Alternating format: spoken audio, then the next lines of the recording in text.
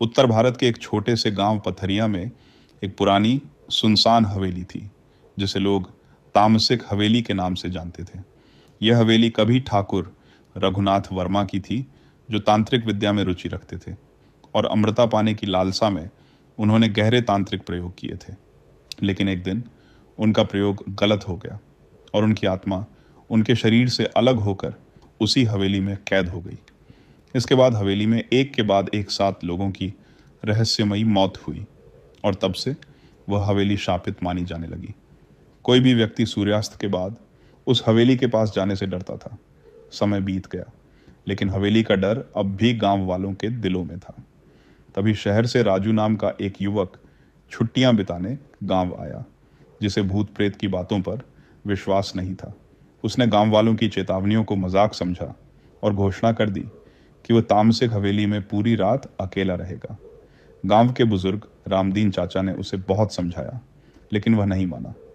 रात को Raju torch, camera और खाने पीने का सामान लेकर हवेली पहुंचा। हवेली के अंदर घना अंधेरा, सीलन और सड़ांध भरी गंध थी। टॉर्च की रोशनी में दीवारों पर अजीब परछाइयां थीं और अचानक एक दरवाज़ा अपने आप बंद हो गया। धीरे धीरे अजीब घटनाएं घटने लगीं। दीवारों पर खून से संदेश लिखा था, तू भी नहीं बचेगा। और एक लाल साड़ी पहने औरत की आत्मा, जिसकी आंखें नहीं थीं, अचानक सामने आ गई। राजू बुरी तरह डर गया और भागने की कोशिश करने लगा, लेकिन सभी दरवाजे अपने आप बंद हो चुके थे।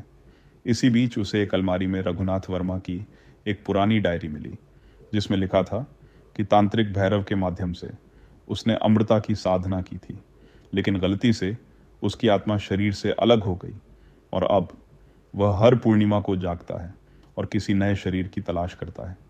हवेली की दीवारों से आत्माओं की कराह सुनाई देने लगी। हाथ फर्श से निकलने लगे और कमरे बदलते जा रहे थे, जैसे वह एक भूल भुलैया में फंस गया हो।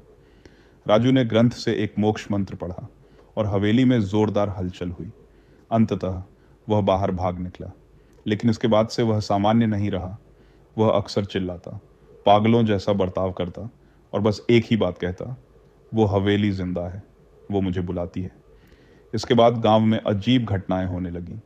पशुओं की मौत, मंदिर की मूर्तियां राख बनना और रात को सुनाई देती अजीब चीखें। अब हवेली का असर पूरे गांव पर पड़ने लगा था। तब गांव के 4 लोगों ने मिलकर निशान नाम की एक टोली बनाई। पवन, पत्रकार, सीमा, पुरातत्व विशेषज्ञ, अजय, पुलिस अफसर और रजनी, एक स्थानीय लड़की जिसका भाई हवेली में लापता हो गया था।